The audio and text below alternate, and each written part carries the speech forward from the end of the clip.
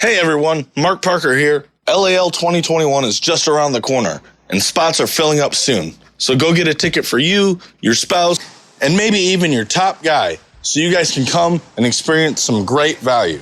This year's speaking lineup is even more loaded than years before. So come down and check it out and get yourself some incredible value, some incredible knowledge, and get to interact and network with some incredible people. We hope to see you guys all there.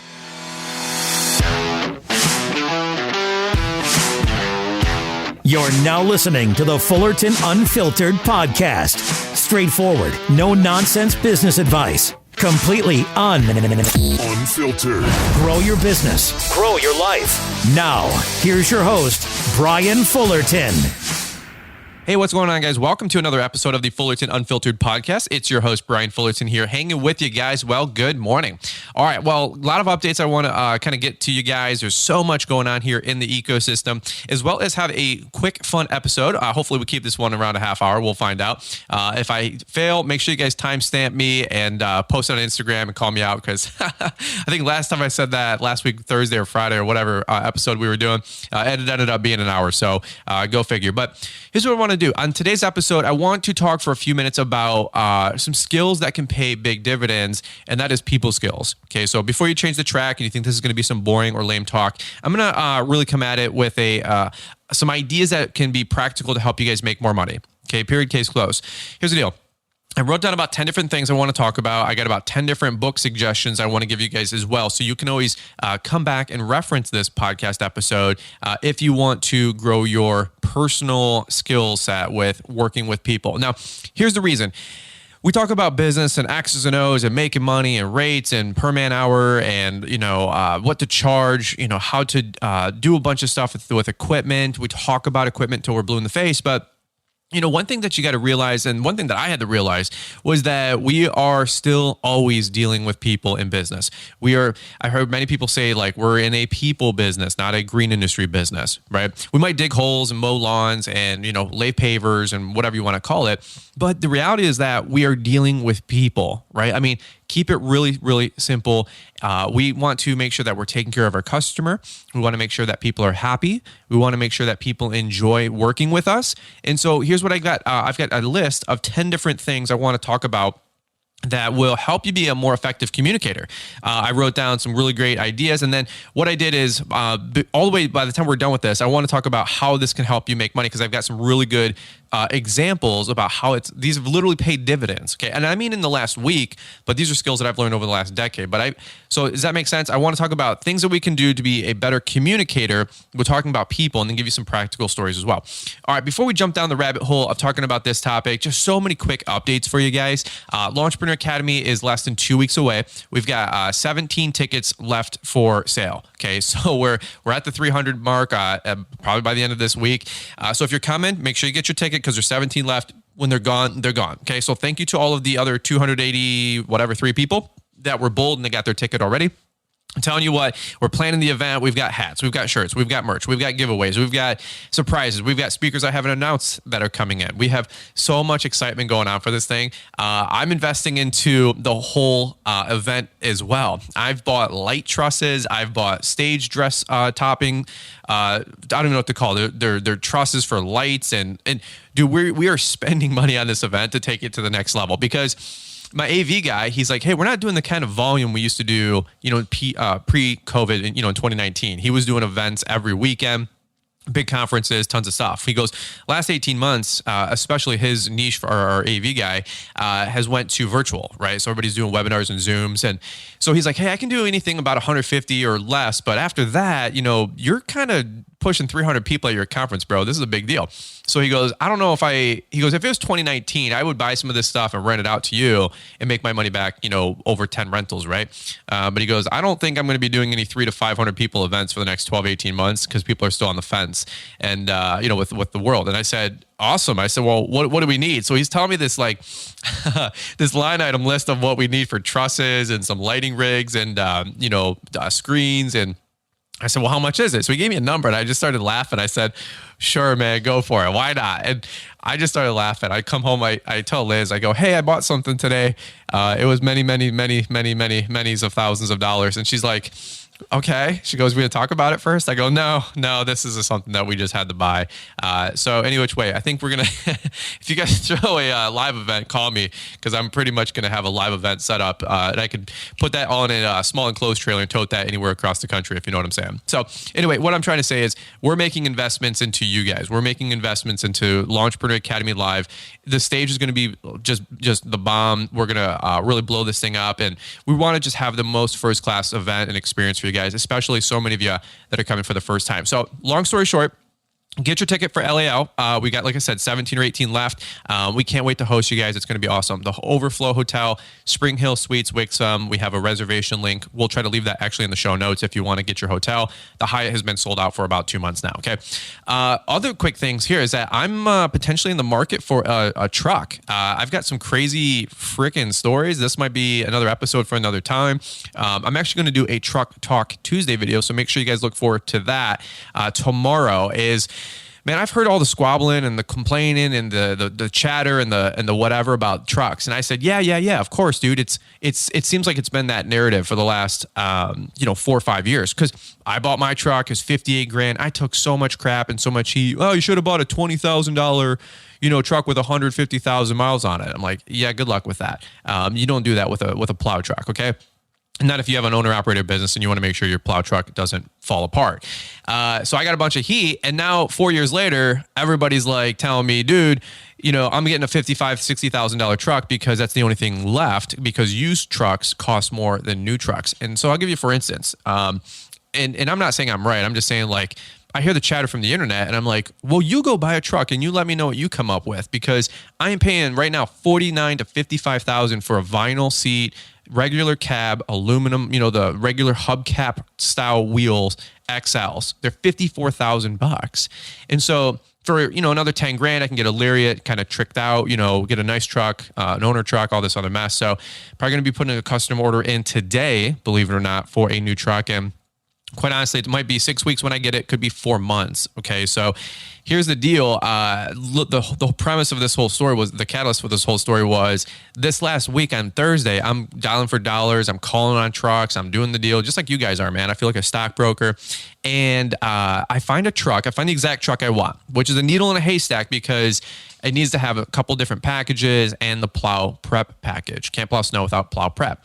Anyway, find the truck I want, and I call on the dealer, and the dealer tells me, yeah, we have that truck. It's ready to go. It's a certain amount of money, mid-60s. And I said, okay, which is not okay anyway. But I said, okay, whatever, it is what it is. I called back. I said, let me think about it. I call back a couple hours later, and I'm going to talk more about this on Truck Talk Tuesday.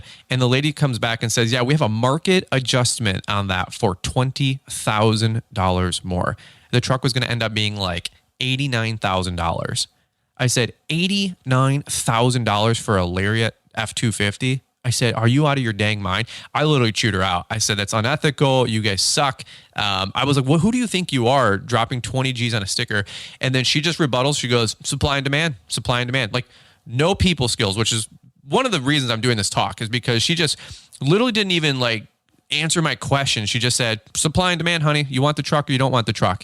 And so I'm really debating outing that dealer on social media, because they're jerks, and I don't really use my powers like that for evil or whatever. But maybe it's a power for good. I don't know. I've really left out bad experiences from different things, because I just don't want to bash people on social media. I just don't like it when people do that or try to throw their weightiness or their clout around. I don't do that. But not that we have any anyway, you know what I'm saying? But it is one of those things too, where I said $20,000 over sticker. I'm like, that's nuts. So anyway, that's the point that I actually put that on an Instagram, and about 50 of you guys DM'd me back and said, put in a custom order. They have to basically sell it to me at the MSRP or the invoice or, whatever. So that's what I think I'm going to do. I really pray that it comes here in 2021 so I can write it off on this year's taxes. I was talking to my CPA for an hour. We had a special session, right? A Zoom webinar, together for an hour, and we're talking numbers. And if it lands on this year, that'd be awesome. If not, I'm sure I'll need some write-offs and deductions for next year. So it is what it is. Okay. So that's what we got going on in our world. We're trying to buy trucks. We're getting ready for LAL. It is nuts, man. It is nuts behind the scenes. And I love it, because it's just like you're kind of like just solving problems every day. You're putting out fires. You're trying to get the final mows in.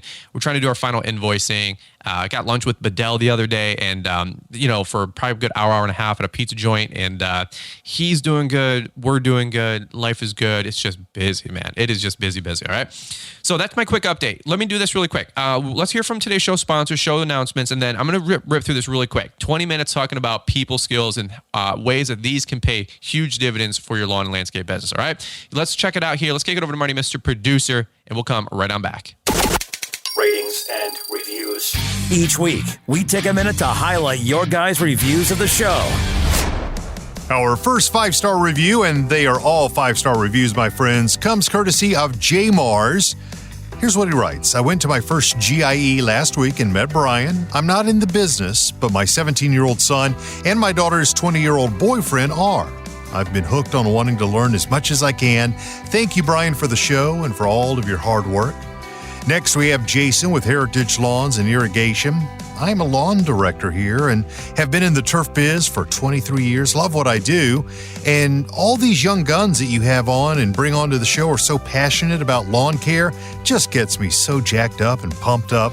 Thank you for all that you do and for Mr. Producer, who doesn't get enough credit. Hey, trust me, as long as these certificates of appreciation keep showing up at the end of the month, I'm good. Brian, keep grinding and smiling, one lawn at a time. Your turf buddy, Jason. Prime Cut Lawn and Landscaping writes, Brian, you do a banger job on this podcast. It makes the Florida heat more bearable. Awesome content and always a good listen. He also says a few nice things about Mr. Producer, so hey, thank you so much, Prime Cut. Natural Lawn and Outdoors LLC says, I've listened through the podcast twice, and I can finally give it a 5-star review. Well, how nice. The reason he says he can finally give it 5 is because Foreman Rob has joined the show. Then he goes on to say, just having some fun. I incorporated my company in June of this year. Although odd timing, I've been able to generate some decent revenue with plenty of free and paid resources that Brian connects us to. I can't wait to build my routes in the spring, and if anybody is looking to start a lawn care landscaping company, unsure of what to do first, I would highly recommend the Whole Ball of Wax program at Lawntrepreneur Academy as a starting point. Thanks a million for all you do for the industry. That's from Jose. Well, keep listening, my friends. It is that time of the year when Brian has his best deals, so check back each and every show for ways to grow and improve while saving some money. Want us to read your review next? Let us know how we're doing, and we might just read your review on next week's show. All right, guys. Well, let's jump right back into it. And hey, by the way, if you didn't hear the promotion from Marty, Mr. Producer, stay tuned to Black Friday, Cyber Monday week. All right. I'm not going to reveal anything just yet, but I'm just telling you, if you guys are interested in saving some money on Lawntrepreneur Academy, there's going to be some discounts that are going to be coming down the pike. All right. So we're going to start getting ready for the holiday season. Some of you guys want to invest in your business and invest in yourself. Keep an eye on Lawntrepreneur Academy the week of Black Friday, that Friday through Cyber Monday. All right. So let's go into this premise of this conversation, which is talking about people skills. Now, before you change the track and you're like, I don't want to talk about people skills or learn how to work with people better, I would implore you to just hang tight. Okay, hang tight for a few minutes because, we all run businesses that we're dealing with the public. We're dealing with people. By the way, it doesn't even matter if you run a business or not. If you're a son, you have to learn to work with your brother. If you're a son, you have to learn to work with your mom. If you're a son, you have to learn to work with your dad. If you are a husband, you have to have people skills to work with your wife. And if you're a wife, wives listening in, you have to have people skills to work with your husbands. You know what I'm saying? It works both ways. We are all dealing with people. You're dealing with companies. You're dealing with vendors. You're dealing with suppliers. You're dealing with subcontractors. You're dealing with expectations. You're dealing with disappointments, right? People skills are extremely important. Now, I'm not saying that I'm the guru or the master of working with people. What I will say is that I've spent a lot of time learning how people work, learning how I've worked because I was not good with people by any means. If you take personality tests and you look at personality types, I'm an introvert and I am not others focused. I'm very inward focused. Shocker, my personality type is very dry. It's very calculated. It's very engineer, right? How many engineers are, the life of the party at the holiday party with carrying a conversation or doing a speech? Very few people, okay? Usually it's the sanguine. Usually it's the person that's fun, bubbly. Maybe they were, part of some school elections, or they're cheerleaders, or not to, play stereotypes, but there's people that are out there. They're the life of the party, and there's people that are not. Well, people that are life of the party are pretty good at hosting and, working with people. If you're an engineer, you want to get the work done, you want to work on your craft, and you do not want to deal with people, right? Well, that was my personality type. So here's the reason I want to talk about people skills is because maybe you look around and you see the, Caleb and Brittany Allman, tremendous communicators, effective communicators, fantastic people. You get around them and you leave and you feel better about yourself, okay? That's not by accident. That's by design. They've learned to work with people over the last 5, 10, 20, 25 plus years, right? It is a refining process, okay? You look at Greg Wittstock. You get around Greg and you feel strengthened, you feel emboldened, you feel positive, you feel happy, you feel confident, right? That's because Greg knows how to bring out the best in you. He knows how to make you feel good about yourself.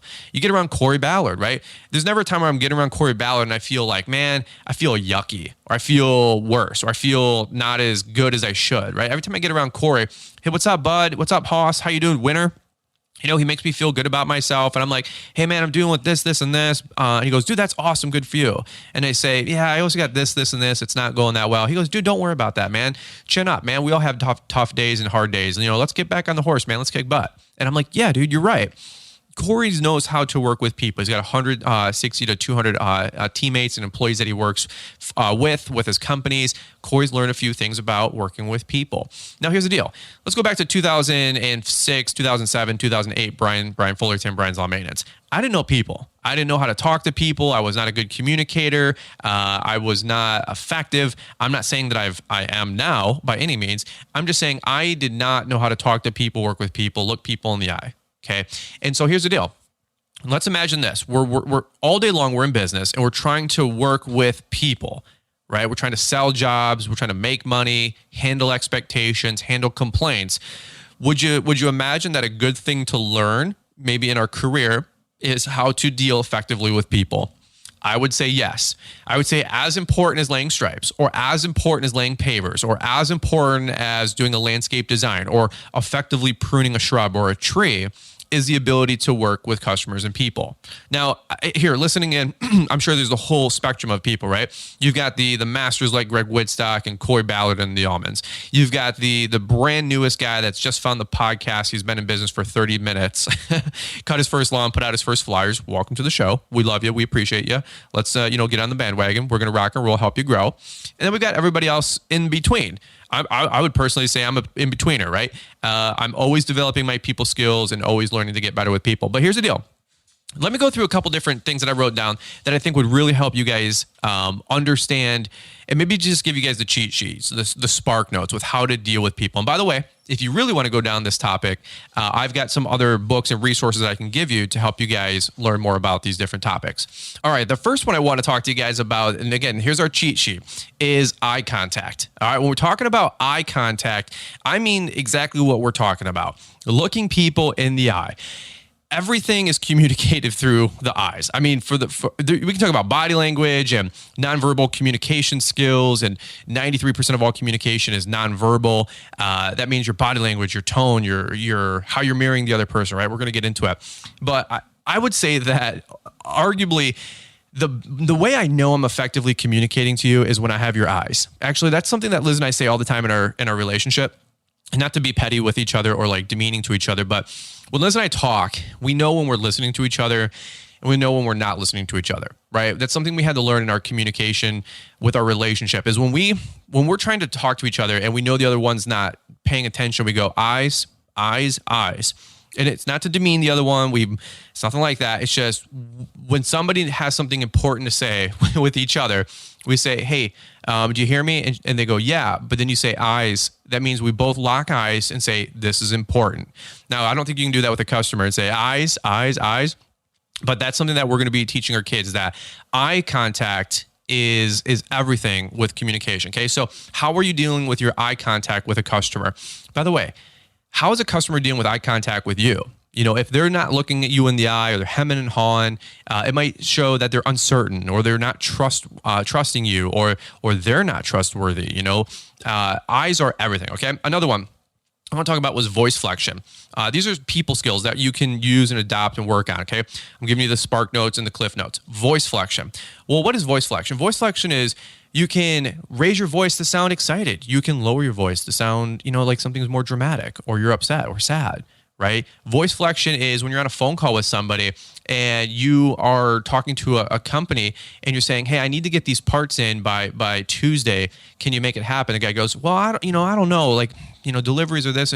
Hey, buddy, listen, I'm just going to tell you straight up, respectfully, I need to make sure that I have these parts in by Tuesday. I don't want to be a jerk, but this is extremely important. And I don't feel like you're taking me very serious on this call, right? That's voice flexion. Voice flexion is you can sound nicer. You can sound happier. You can sound more moody. You can sound like a bee. You can sound happy, right? You can put emphasis on the way you communicate your words by changing the voice, the frequency or the height of your voice. Okay. So voice flexion is another one. When you're talking to a customer and you're bidding out an outdoor patio and you're walking through this imaginative backyard and you can say, what do you think about this? And they go, yeah, that sounds awesome. You go, hey, really quick. This is really, really exciting. Something I want to propose to you guys.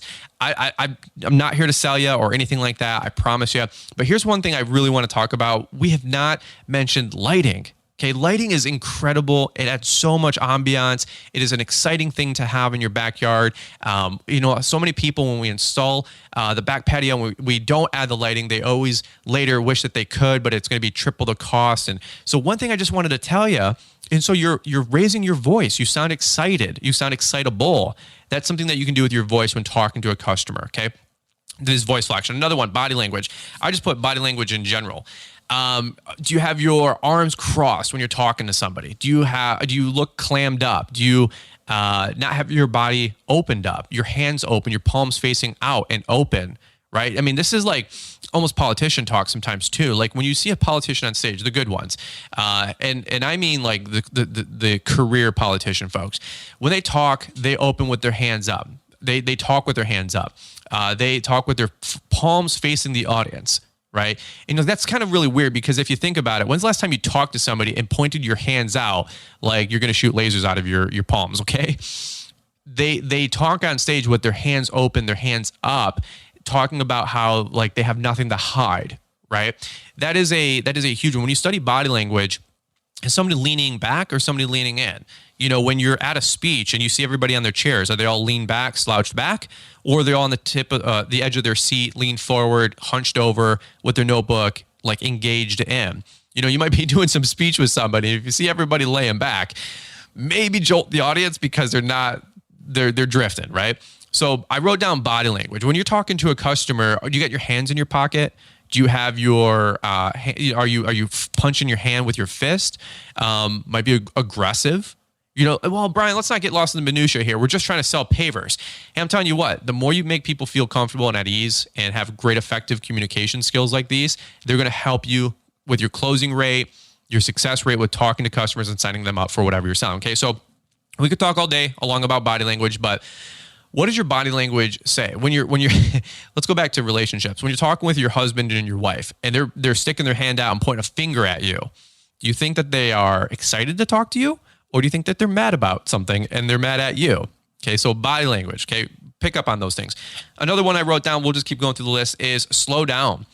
Sometimes some of us are talking way too fast. I come at the podcast 1.5 speed because I want to keep this excitement, engaging, and keep you guys' interest, right? But when you're talking to people one-on-one, some folks genuinely, they talk too fast. On the podcast, sometimes I actually try to slow it down to make sure that a broad brush or a broad spectrum of you guys listening in can effectively listen to it. Now, I will say this. When you guys come over to our house one day, and Liz and I are talking to each other, we talk in cursive. Liz and I talk so fast at each other. We have so much going on. The amount of data transfer, it has to be quick. So Brittany Allman says, like every time she hangs out with the Fullerton, she needs like 3 days to recuperate. I don't think she's kidding. You know what I'm saying? Because Liz and I just talk so fast. And my brother comes over and him and I talk so fast at each other because we're so excited about life that it's just like, it's like the internet superhighway here, with just data transfer. Okay.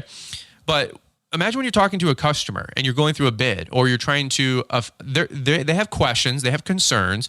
They call on the phone, they say, hey, we're looking for lawn service. And you go, yeah, I mean, we cut every Wednesday, normally your schedule is between 12 and 4. If it's a rain day, we're not here, we'll come the next day or maybe a day early. By the way, for billing, we do this. And by the way, for, our equipment, we do that. And my main guy is, Steve. Steve's going to be the foreman that's going to be on your property. Awesome. Okay. Well, do you want to sign up?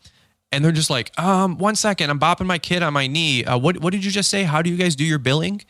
Right? You think talking fast is talking better. Unfortunately, talking fast might not be better. It might be less effective, right? And that's what we're trying to talk about. We're trying to talk about, these are just things that I've learned, okay? I'm not the guru. I'm just saying sometimes slowing down is more effective than talking fast. Does that make sense?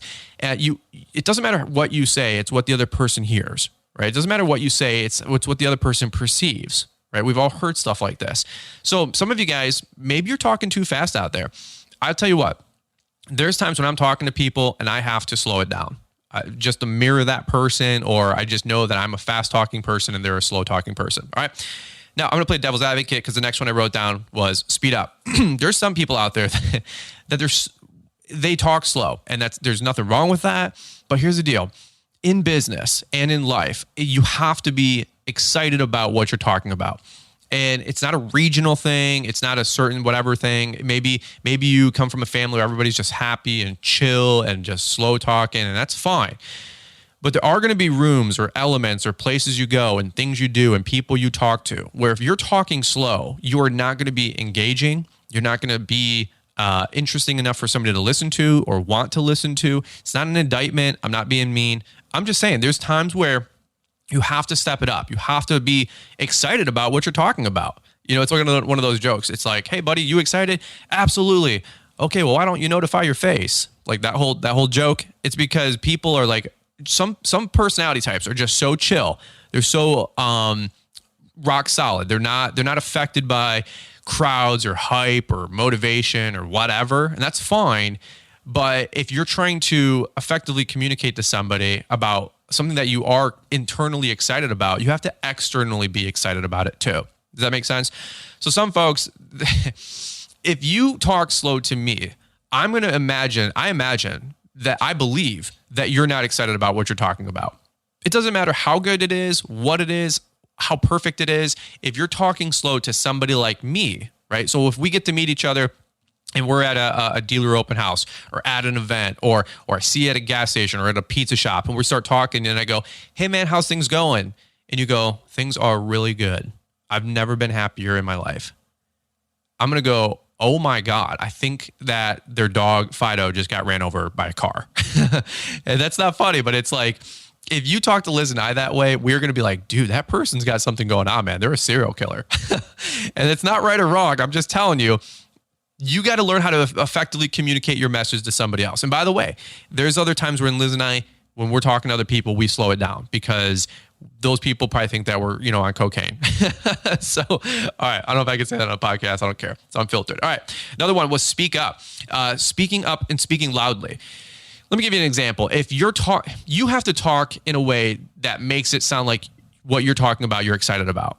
And if you're talking quiet, if you're talking low, the world in general is going to just judge you that what you're saying is not important. I don't care if you like it. I don't care if you don't like that. It's just a fact. Okay. I talk to people on a podcast and sometimes I have guests and I'm like, hey man, like, how's it going? What are you excited about? How's your lawnmowers? And they go, good. Yeah, they're good. We love them. Now, they're not wrong. Like, they're honest. They're having a good day. Their mowers are great and whatever. But do you want to listen to that? I'm just telling you, I listen to podcasts all the time. Outside of my podcast, I consume podcasts like a junkie. And there's times where where there's guests on other podcasts and somebody's like, hey man, are you excited about your new book? And they're like, never more excited in my life, and they're quiet. And I'm thinking, look, I don't care if you've been a careered 30-year university professor, you have all the credentials, all the academia, all the letters after your name, all the stats in your book. I don't care what it is if you're quiet. I just don't. I mean, imagine the confidence that it exudes or doesn't exude when you are not speaking up. It means that you don't believe what you're saying. So if you guys are bidding a job and the customer has some questions, and you say, yeah, I mean, we can most likely take care of that for you. Most likely we can incorporate that. If I was the customer, no offense, I'm not going with you. I'm not going with you. It doesn't mean yell. It doesn't mean be some like lunatic screaming up and down, jumping for joy. Yeah, we can absolutely make that seat well and incorporate it into your backyard patio. It's not what I'm saying at all. I just mean speak up. Speak up. Like Jason Creel is a great example. I remember him coming to our Launchpreneur Academy Live 2019. This is a public story, so I can share it. And I think Stan and Jason Creel rode back to the airport that Saturday night together. And Jason told a story about Stan telling the story. Because Jason goes, Stan, is there anything better I could have done with my speech? By the way, Jason Creel, 2019 LAL, killed it. He was hilarious, amazing guy, the whole deal, okay? But on the energy level of 1 to 10, Jason Creel proclaims, or whatever you want to say, Jason's like a 4, like a solid 4. Maybe he'll get a little rambunctious one in a while and be like a 4.25. You guys all know Jason. I love Jason, okay? But Jason tells a story about him and Stan goes, Jason, you did an amazing job. Here's what I would just suggest next time is on stage, you got to take your natural energy level of a 4 and be a 7. Okay, just amp it up a couple times. Be you with the volume all the way turned up. That's one of Stan's lines. And it's true. And it's not an indictment about the content, the information, or anything that Jason communicated, right? But Jason has also realized, hey, I want to get better. So what an exciting and intelligent thing Jason asked to somebody that's super successful like Stan. Hey, what's ways I can get better? Which is incredible humility. But not only that, Stan gave him some honest feedback. And you know what Jason said? You're right. Stan, he didn't go, you know what, Stan, you don't understand my communication style. Although he has his own communication style. You have your own communication style. I have my own communication style. But whether you want to believe it or not, argue with it or not, it's up to you. You can bang your head on a wall. I don't care. You just are going to have to realize, right? This is stuff that I had to realize, that there's common ways that people can communicate to be more effective. Now, as somebody who's an engineer type and a melancholy and very busy, if I'm trying to learn something or study something, wouldn't I want to be the most effective I can at it so I don't have to do it more than I need to, right? I mean, that's why I really have delved more into learning about communication and people skills and how people work and psychology and all this different stuff this last 10 or 15 years, because I wanted to be most effective at it. I didn't want to spend more time talking to people than I had to, right? I didn't want to repeat myself. I don't like talking to people. When I do have to talk to people, at least I'm going to try to be the most effective I can while I have to. Does that make sense? So then I can get back to not talking to people, because that's my way to go. All right. So Stan said, speak up. Increase the intensity, increase the excitement level. So some people, they're a 4. You know what? When you're bidding a job, turn it to a 7. And then as soon as you get back in the truck, exhale, deflate, and then you can go back to a 4 and be in chill. Honestly, that's kind of my style a little bit. All right. Let me keep going really quick. All right. I know I'm going to get tagged on Instagram because here we go. We're already at a half hour. Another one, we'll rip through these, is humor. I wrote down humor / likability. Humor and likability are incredibly important, right? The ability to be likable is something that I've studied actually a lot about. It doesn't mean be fake or phony or change who you are or anything like that, but being relatable, being likable, having humor in what you do is incredibly important. Some of you guys haven't told a joke in 10 or 15 years. Some of you guys are so afraid of offending somebody that you haven't been authentic in 10 or 15 years. When there's a, like for example, I'll give you a really easy one. Customer signs up, they're a new customer, and I say, hey, we're going to add your credit card on file. I'm going to email you a link, and this is what we do for a billing. We do a charge card on file. I'm going to email you a link. You can populate a new card on file, and then we cash out at the end of the month after your last service date. So if you're a mowing client for $50 a week, on the last, you're a Tuesday cut, that following Wednesday, the day after, give us some time to do some invoicing, you'll see us cash out and we'll charge your card on file for the $200, let's say. And I always say, hey, Joe, I know you're just getting to know us. By the way, maybe you have some, maybe this is new to you. I'll just reassure you, my wife and I, we don't get access to your credit card. That's why we send the secure link. We don't get to see the credit card. We don't get the access to credit card, anything like that. I said, just so you know, I know you're a new customer with us. Fear not. It's not like my wife is going to Nordstrom this afternoon and blowing $200 on your credit card, okay? Ha, ha, ha. And you guys have heard me say the story, but you know what the other customer does? They go, that's awesome, man. Hey, you know what? Don't worry about it. There's, my wife would be there joining your wife, also dropping $200 on the credit card. You know what I'm saying? Ha, ha, ha, man. And they instantly It's so simple. It's so subtle, but the trust factor goes up 3x right on that first phone call. And then I got other folks who are calling me with coaching calls. Hey man, I can't get people to do a credit card on file. Well, maybe because they don't trust you. Maybe because they don't like you. Maybe they don't feel comfortable with you. And that's not an indictment. It means let's go back through these last 10 things that we're talking about and maybe these top 10 suggestion books. And it's not always, well, I have a credit card on file system and you have a credit card on file system. Why do I have 100% adoption and you have 30% adoption? Doesn't mean anybody's better than anybody, but it does factually mean that other people have different skills that they've learned, acquired, honed in, and developed, right? And that's not a plus one on me. I mean that genuinely when I look at other people, I'm like, why are they so good at what they do? How are they so effective? How can Andy Mulder charge a 30 to 50% premium on all the work that he does? Well, it's because you're getting Andy Mulder. No.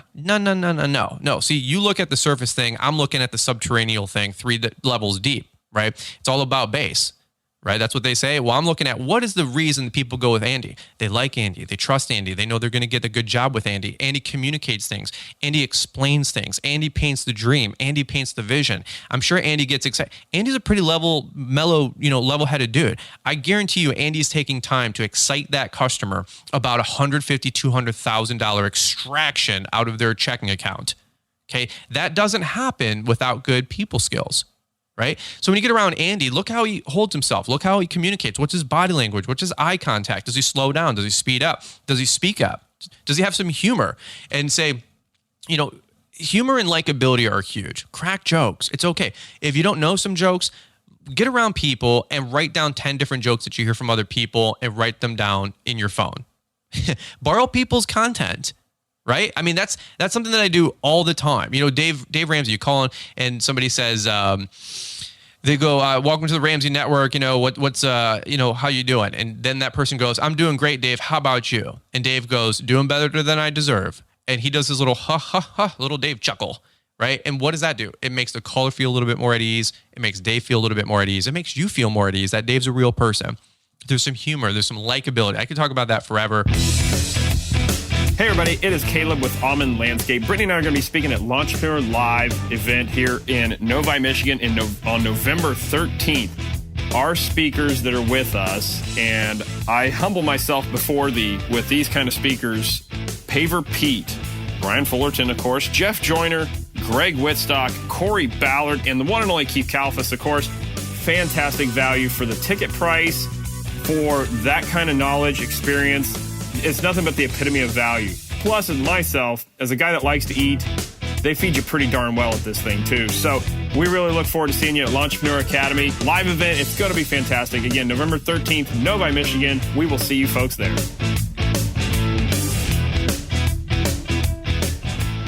I've studied humor. I've studied storytelling and humor like you wouldn't believe, because I want to be an effective communicator. Okay, let's keep it going. Another one is trust. Trust in breaking down walls, building common ground, right? Trust is huge. And again, it kind of goes back with humor and all these other last 6 or 7 things we're talking about is when you can win people to your side, right? That takes effort. That takes a skill set. Somebody's abrasive or they don't trust you. That's what we're doing here. We need people to trust us to cut their lawn, trust us that they're making the right decision for us to do their patio. Okay, so trust. I don't have a lot of examples here that I'm trying to write down as I just go through this list, but one thing I would say is break down walls. Let me give you a good example is let's say that you are going to do a patio for somebody. It's $50,000. And you go into the backyard and the husband is out there and he's, the straight shooter and how much is it and what does it look like? And you're getting into the fancy of the details, right? But you've only talked to the husband and you have a customer that has a husband and a wife couple. The wife's inside, she's bopping the baby, newborn baby. It's, whatever, a year old, 2 years old. She opens up the door wall and she steps out and they got this weedy backyard and they want to make this beautiful $50,000 outdoor living space. And you're talking to the dude, and you think that you got to just land the deal. Here's what I would tell you. The wife walks out and she says, hey guys, sorry, baby was fussing. Hi, I'm Mary. And you go, I don't care what you're doing with talking to the dude. If you don't talk to the wife, she is in today's world, she is the one that's holding the purse. Okay. She's the one that's writing the bills. He wants this, but she's going to approve it. Okay. right or wrong, and I'm the head of our household. But I'll tell you what, there ain't no decision over $500 that I don't have to run through Liz. You know what I'm saying? It's keeping it real. But let me ask you this: if you diminish her, if you don't talk to her, if you don't greet her or acknowledge her, right? She doesn't know you. You're this stranger selling them the dream of $50,000. She doesn't know you. By the way, her brother-in-law prepaid for snow removal for $500, and that contractor ghosted them. What do you think her trust level might be with contractors? By the way, women have a great spirit of discernment. They just do. Okay, my wife, I filter so much crap through her because she sees things. I'm like, this person's awesome. She's like, I don't trust that person. I'm like, what are you talking about? They're amazing. She's like, nah. She goes, I don't know. Something's off about them. And I'm like, really? And then I like get out of the hype and get out of the excitement. And I go, what do you mean? And she explains, she goes, did you see how they did this? Or did you see what they said here? Or how they did that? No, I was totally blinded by that. She goes, yeah, I don't know. She goes, just tread lightly, never know. And then, you find out 3 weeks, 3 months, 3 years later that person maybe was off, whatever that means. Okay. So let me go back to the example. Lady opens up the door wall. She's got a little 2 concrete step down thing. And you go, hey, my name is Brian. It's nice to meet you. Your husband, Pat, here was just, just painting the picture for me, what you guys are looking for. Nice to meet you. I said, by the way, how old's the newborn? Oh, she's 8 weeks. Oh, no, okay. My wife just had a baby. We had a little baby girl. What's the baby's name? Oh, it's Tommy. Oh my God, Tommy is super cute. That is awesome. And what did you guys give birth? Did you guys have a birthing center or hospital? Or how'd everything go? You guys have a great time? Oh my God, it was crazy. I go, well, the only reason I asked is because ours was brutal. It was 12 hours. We didn't sleep for a day and a half. It was nuts. And I'm out here doing bids, but as soon as I'm done here, I got to run back and make sure that I help, wash baby tonight. She goes, oh my God, that's so cool. What'd you guys have? Oh, we had a baby girl. What are we doing here? We're being relatable. We're being human. We're being normal.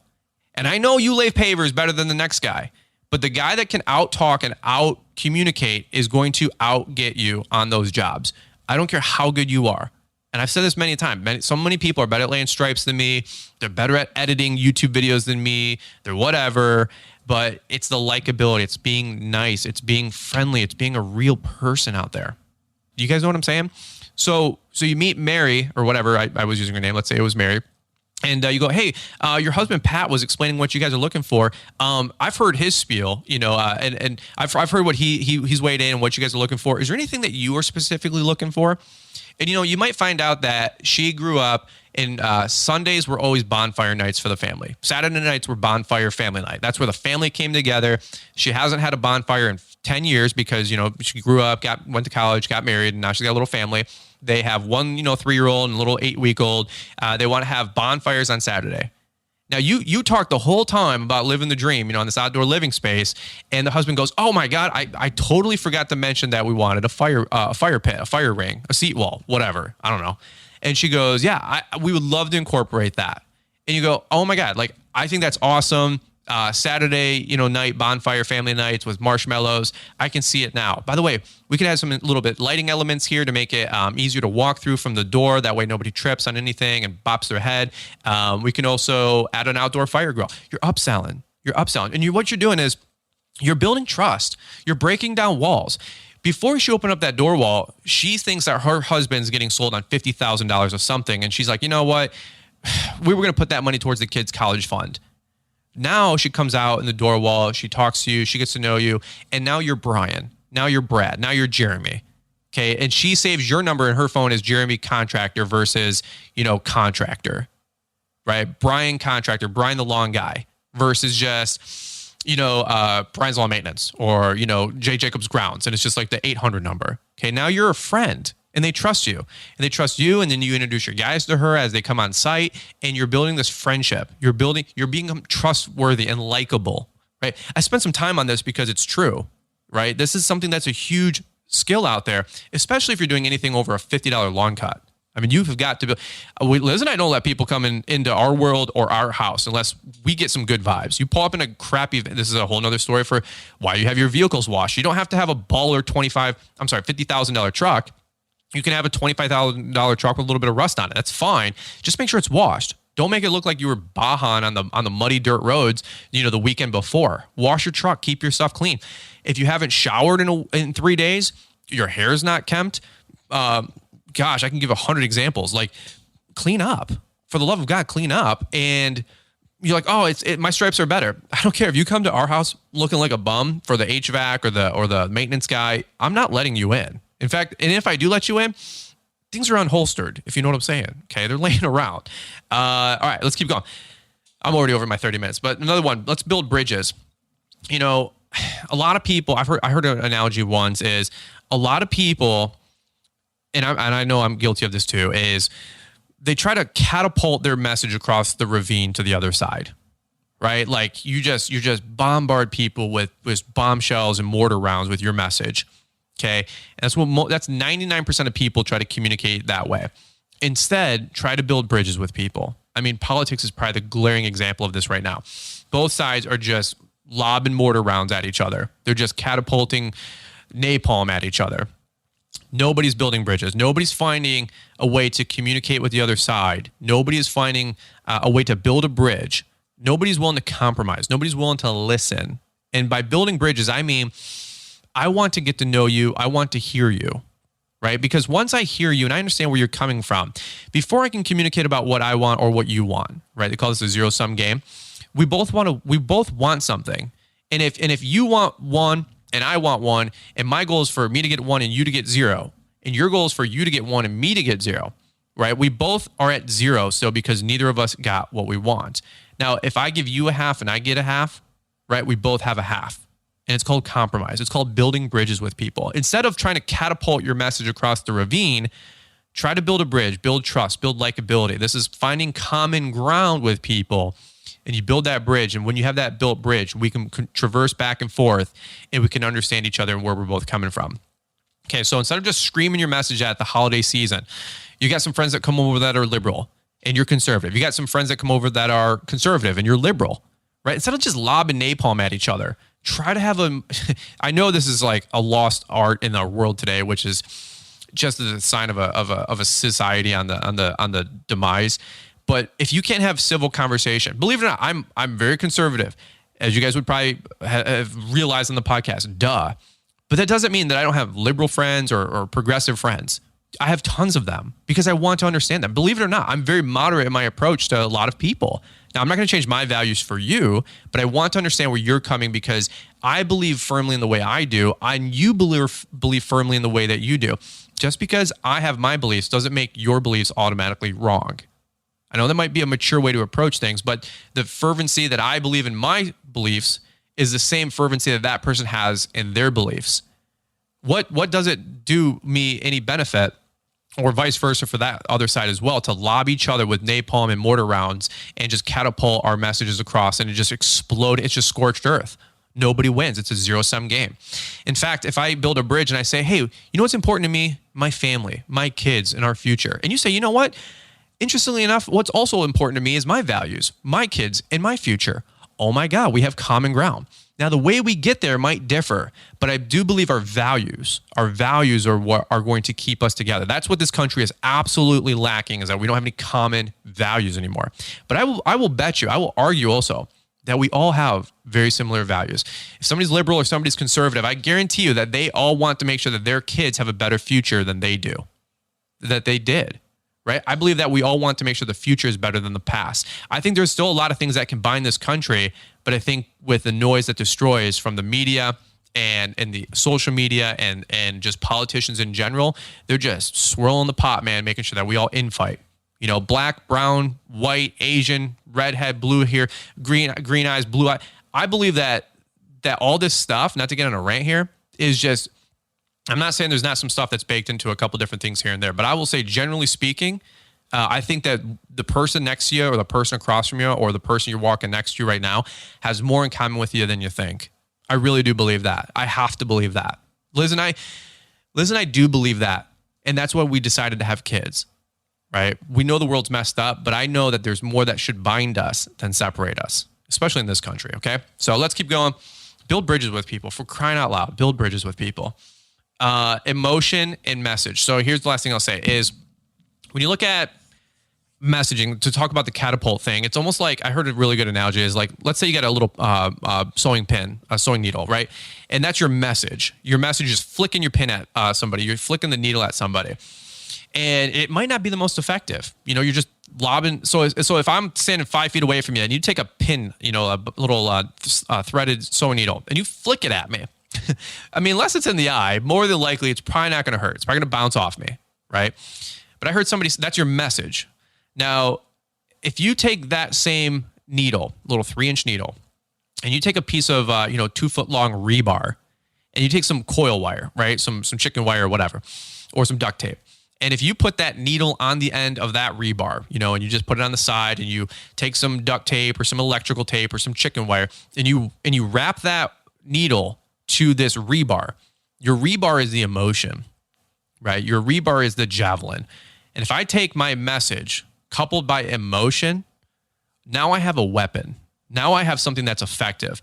I could stab you in the heart with that thing, right? So many of you guys, and I'm saying this with love because I was here for a long time, so I learned this, was you want to communicate something to somebody, but the way you're saying it might not, like I said earlier, it might be boring. It might not be received well, right?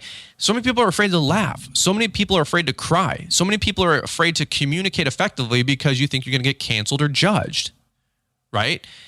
Here's the thing. If you take that same message about putting in a landscape job or taking care of somebody's lawn, and you couple it with emotion, right? Now you have an effective arrow, a javelin, a dart right into that person's heart, that's their soul, to make a decision to go with you.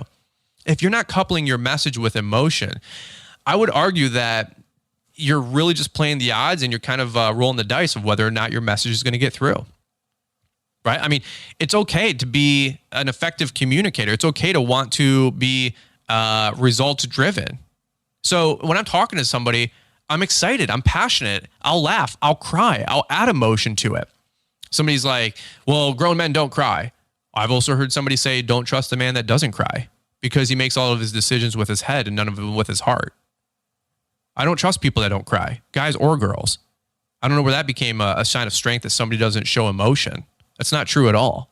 Bad information, my opinion, of course. But couple your message with emotion. All right, that's what I got. Let's go through here really quick. This is a bullet point round. Let me give you some great books and some great resources. One is How to Win Friends and Influence People. You guys have heard Caleb and Brittany talk about this on their podcast. Caleb attributes a lot of his success in business with the ability of dealing with people and working with people with that book. Another one, this is an old classic, is Bringing Out the Best in People. Another one, 5 Dysfunctions of a Team. Have you guys read any of these? If not, maybe take some quick notes here as I go through this on your phone, and you can add this to your Audible reading list, okay? 5 Dysfunctions of a Team. Another book talking about personalities, Wired That Way. Another one is, by the way, Wired That Way is one of the best. Talks about the 5 different personality types out there, 4 different personality types: choleric, melancholy, sanguine, and phlegmatic, okay? Not everybody's a type A driver. Liz upstairs, okay? Liz is a type A. That personality type, only 10% of people are actually drivers in the world, okay, by personality type. It's another 25% are melancholy, 25% or whatever it is are sanguine or whatever, 30%. And the remainder, 35% are phlegmatic. Those are like the chill, go with the flow people. My older brother is he's 100% phlegmatic. More people are phlegmatic than you would ever imagine. And you think type A people are going to motivate a phlegmatic type personality, you are dead wrong. Okay, and if you're all about the numbers and you're talking to a sanguine person, you're not going to be an effective communicator. If you're a sanguine person, you're talking about painting the dream, but you don't give any detail-oriented person the numbers, the stats, the plan, they're not going to believe you. They're not going to like you. In fact, they're going to think you're overzealous and you're trying to sell them something or pull one over on them.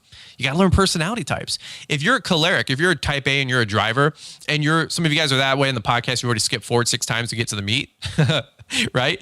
And I'm just like a melancholy going through this whole list, and I'm at like number 7. It's been a half hour. You're like, where's number 8? Where's number 9? Where's number 10? And you're just like fast forwarding them because you get all, frustrated because somebody like me whose detail takes too long to give you the top 10 points. The type A people would have just rather have me just read the top 10 list.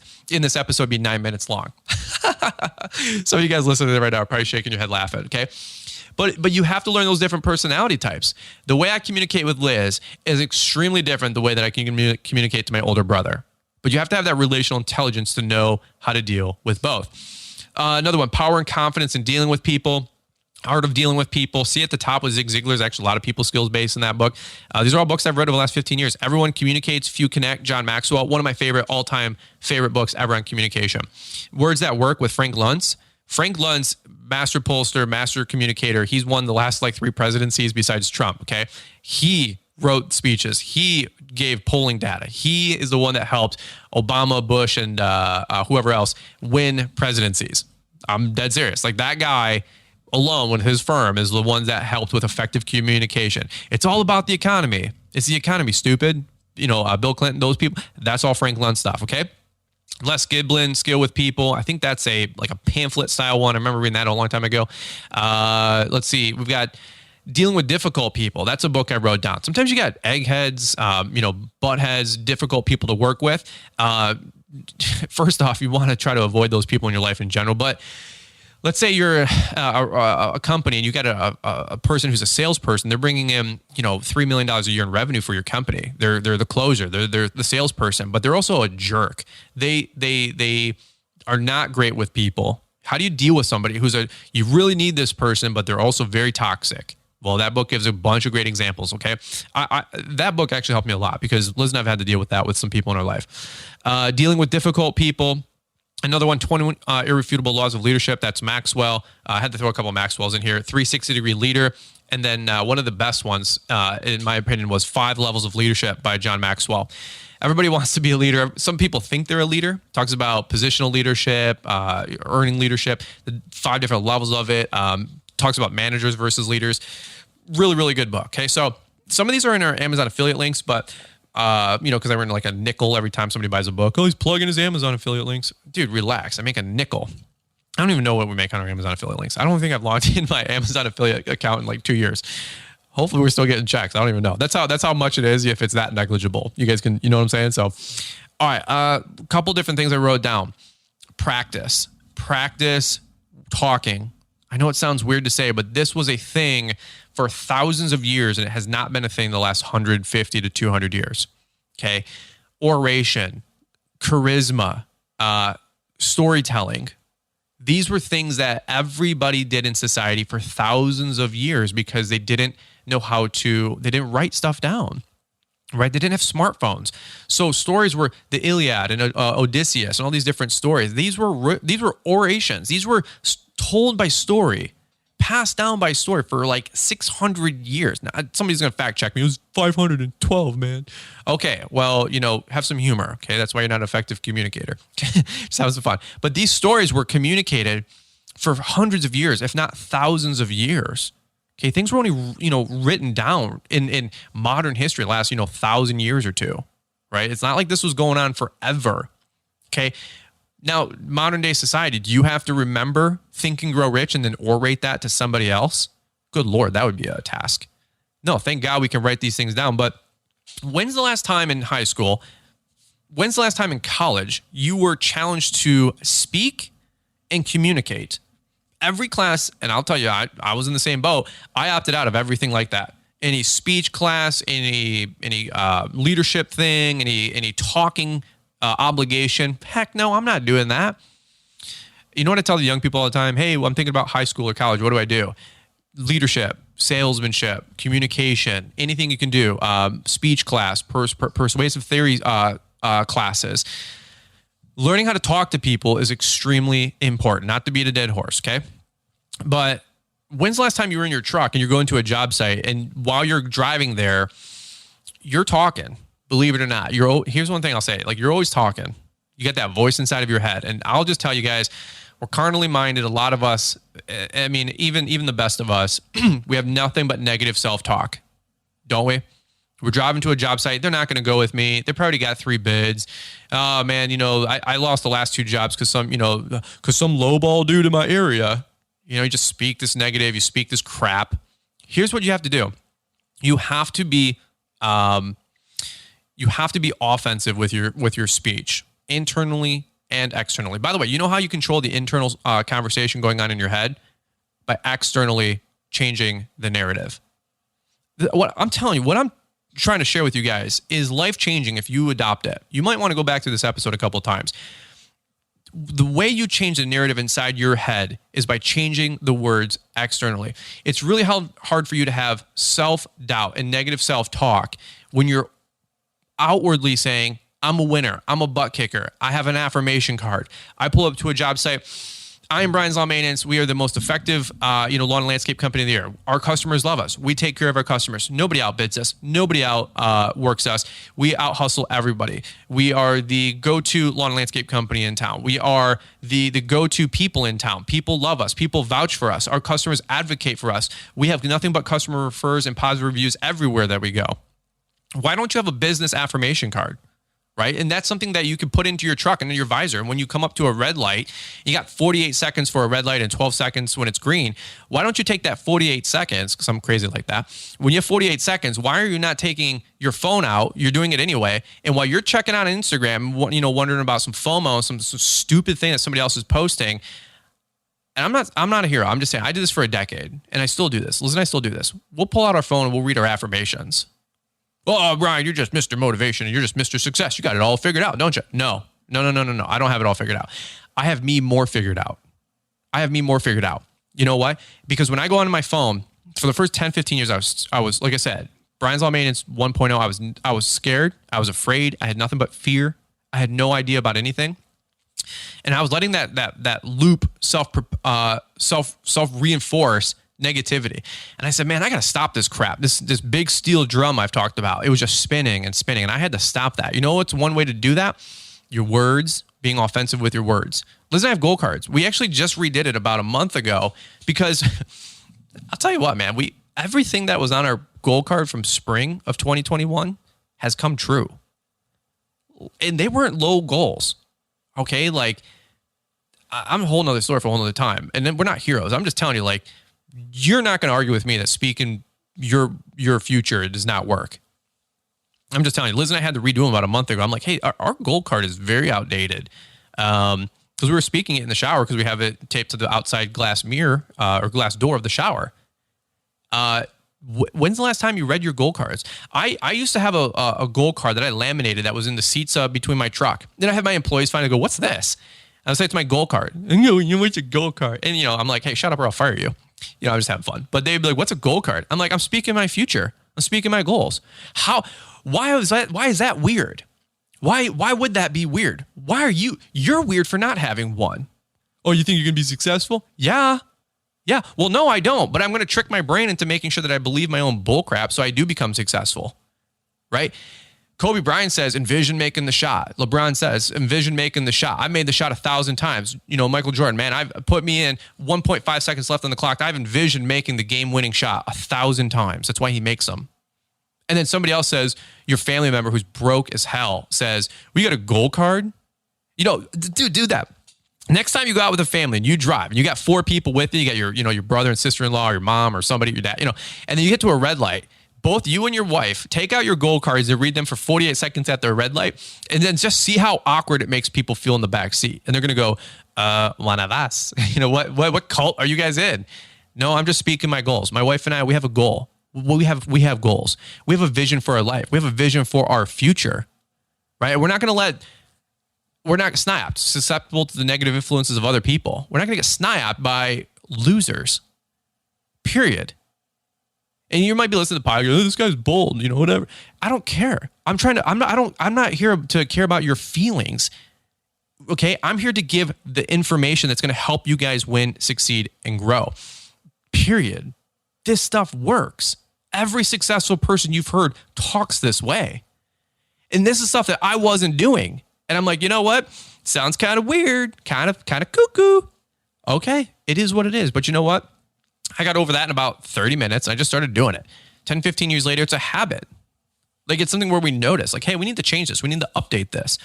But read your goals. You go to a job site, my customers are excited about meeting with me. They do not take on other bids or look at other contractors. We are effective. This job will come in at the right price. We will make this 30% profit, 50% profit.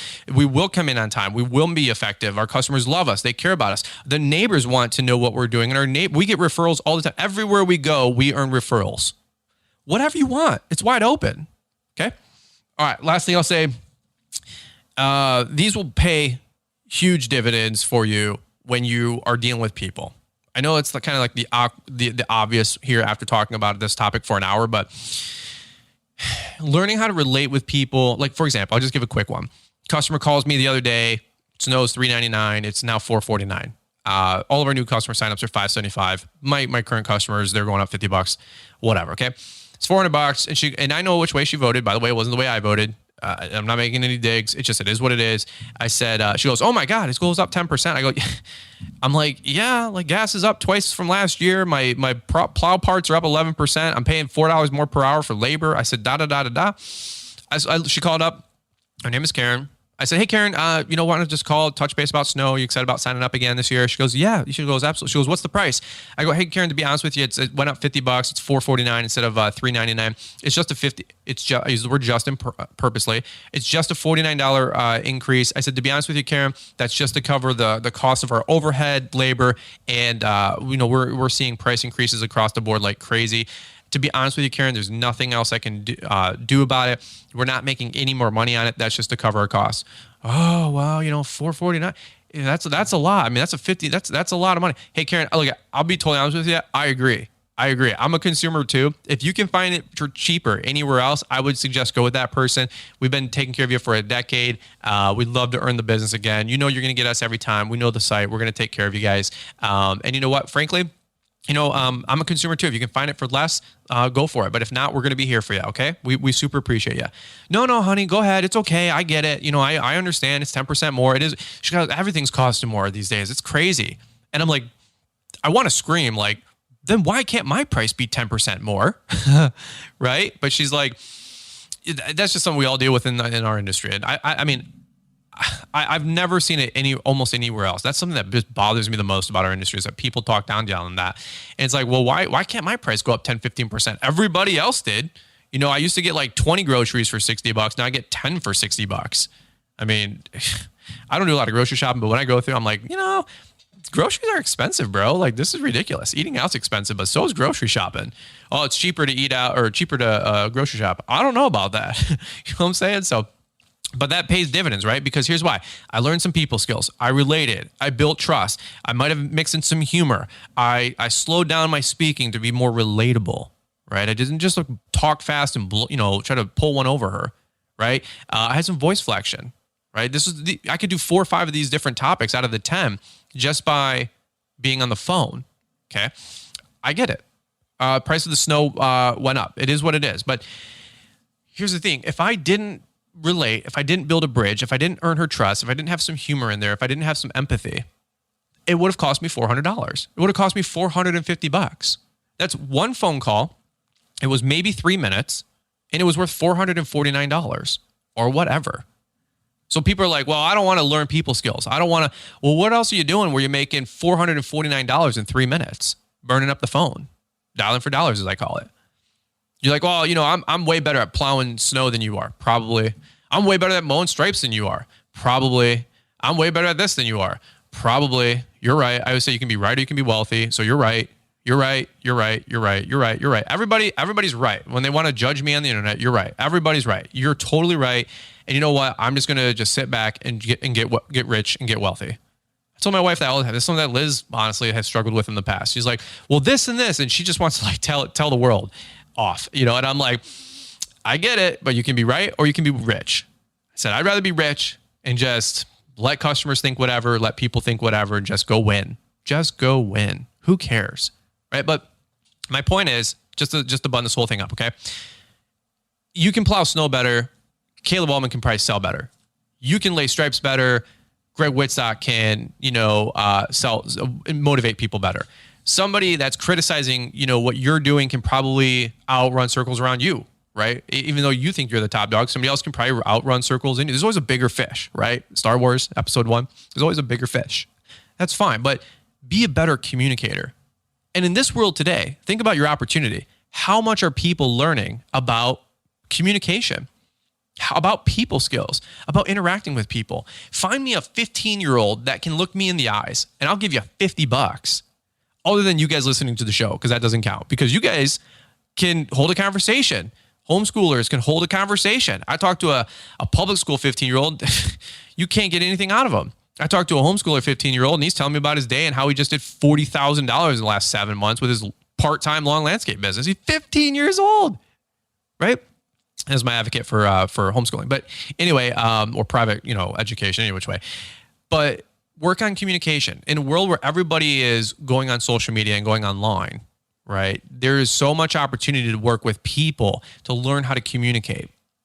And I still believe that the big money is in sales. The big money is in communication. The big money is in being able to work and deal with people, skill with people. It's the number one skill that I think a business owner can. Everybody says the number one thing.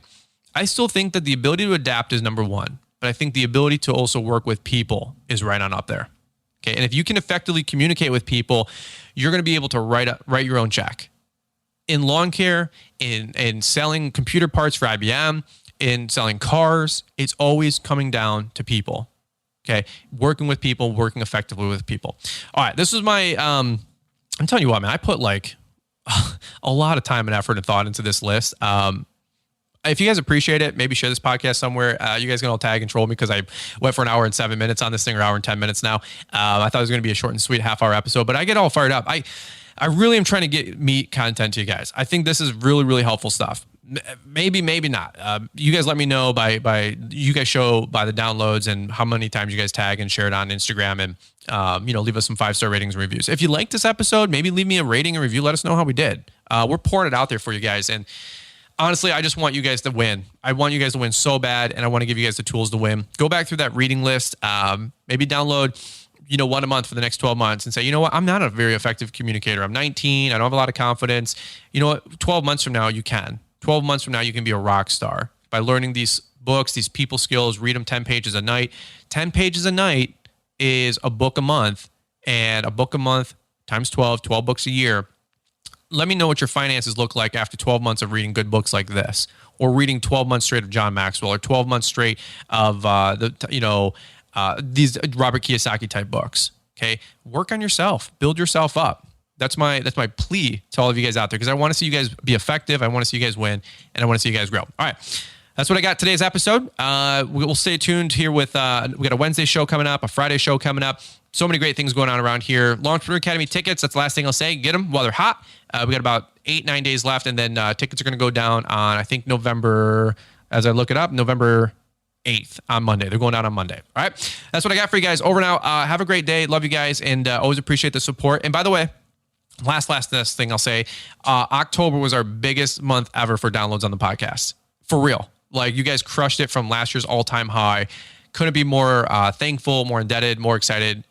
Just wow. You guys are awesome. And hopefully that just shows some reciprocity, that you guys appreciate the content, and maybe we're doing a good job too. Amen. We're all in this together, and I can't say anymore how much I appreciate and love you guys. So, all right, over and out. You guys go get them this week. Have a great week. Be safe out there. Make good choices, and we look forward to catching up with you guys here on the next one.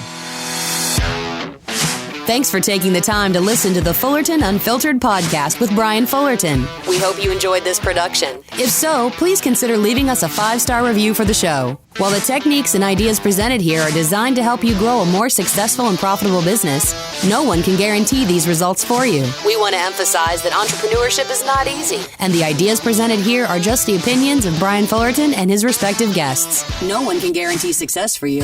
That being said, we hope the ideas presented here help you and motivate you to go on out there and crush it with your own business. Fullerton Unfiltered Podcast. Thanks for listening, and we hope to see you on the next episode.